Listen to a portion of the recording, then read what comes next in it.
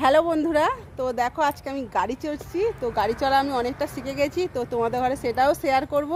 তো তোমাদের দাদাভাই ক্যামেরাটা ধরছে আর আমি গাড়িটা চালিয়ে তোমাদের ঘরে দেখাবো যে আমি কতটা গাড়িটা চড়তে শিখে গেছি। তাহলে চলো আমি গাড়িটা চালাই, তোমার দাদাভাই ভিডিওটা করুক।